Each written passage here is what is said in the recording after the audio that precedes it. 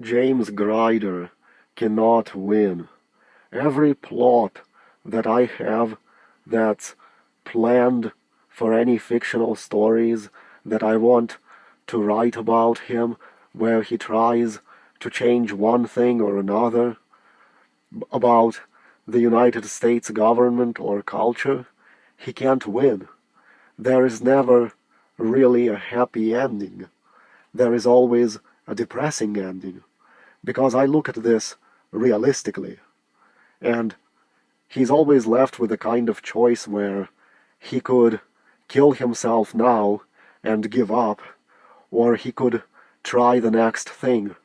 But it's not like there is some utopia he reaches, or that anything changes, because he doesn't really have that ability. Whatever magic he has at his side can't really accomplish what he wants. There is no ending where it's like, okay, James accomplished this one thing and now the world has changed slightly for the better. No, the only thing he can do is make the world a shittier, more chaotic place to live in, but far as his philosophies go, he can't bring about that change.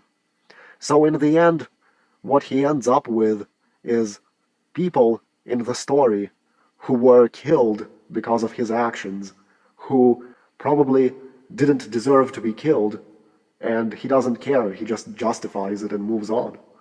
Then his own and Carmela's lives are further ruined. James's depression and anger is only further fed. It's like when he has sex with his adult teacher, for example. He will be unable to change any of the laws that would stop his teacher from being arrested. Because it's not like he'll end up doing anything that teaches the world a lesson at the end of the book. There will be no change. Only thing that will happen at the end is he is more miserable than ever, and life is more dreary than ever, and all his attempts will have done nothing more than bring pain on himself and those around him. I just can't think of a plot going any other way than this way. And every book, it's like that. He has to deal with people dying, even people he cares about, because of his obsession with this battle he wants to fight. And this type of story has been told many times already. We've seen where this kind of shit leads main characters in Death Note and Code Geass. They die at the end. And before they die, lots of people die too because of their actions. And I'm really not writing much of anything different here. In these anime, there are huge amounts of pain and death and suffering wrought about by the main characters because of their own twisted form of justice. And another thing is, the only reason James Grider is not easily killed in the books, only because he is protected by the same plot armor that protects characters like Dirk Pitt. And also for a while he's protected from being caught by the police by the same type of plot armor that protects Dexter. Really, that's all there is to it. I just can't think of how to make a story where people, all of the people comprising the entire country, will somehow take James Grider's side in the end. It just can't happen realistically, where the majority of all the people in the world suddenly side with him on his beliefs. It just can't happen. Dexter books actually try to present the theme of serial killers in a humorous manner. Why? Because the publishers are afraid the readers will find it so dreary that if the book sounds too serious, so depressing, that they'll be unable to stand reading it. Which makes the Dexter books lame, because they try to be humorous. Those books skirt around the violence and the gore. Instead of reacting with horror, the books try to tempt you into reacting with laughter. Well, it doesn't work on me, but that's evidently the intent. It's intended so the events in the book and the theme don't horrify you and make you drop the book in fright and disgust. So Dexter books are actually a serial killer genre if it was made for snowflakes. I don't take a humorous approach to James Grider because I can't. I mean, some stuff might be unintentionally funny when you're dealing with a mentally disturbed character. It's inevitable. But the book takes its themes so seriously that it could kill your faith in humanity.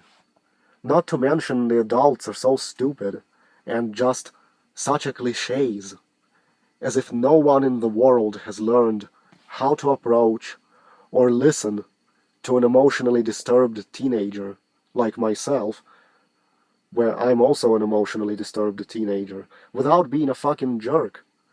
It's almost like, oh, how can he think that? Oh, I'd take off my belt, and I'd love to beat him with the belt until he learns how to think properly. How can any of the adults be so fucking retarded? They try to fight James by antagonizing him further and reinforcing every negative impression he has about society, rather than being friendly and gaining his trust and letting him see the positive in their point of view. It really makes you realize that everybody is just mentally disturbed in their own way, because they're all convinced their logic is superior to everyone else's. And it just makes it so that everybody is James's enemy. You got an old teacher who sends him to the principal because he took out his cell phone and took a picture of her notes from the whiteboard. How realistic is that? Most schools are now integrating iPads and things like that as tools of learning. It's like every adult is just stodgy with a stick up their butt, who just wants to antagonize young people who have a different philosophy. How realistic is that? I guess maybe all the adults are Democrats and social justice warriors who have aged with a lot of regret in life, and everything that seems indecorous offends them and twists their panties in a bunch.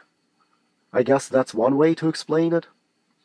It would be funny if James Grider could run up against some paper-shuffling, low-level bureaucrats, like Special Agent Pendergast does all the time, to a point where they need to be given a hint that they're going to be blackmailed for something unless they cooperate, because bureaucrats just love obstructing others and indulge in efficiency at their jobs.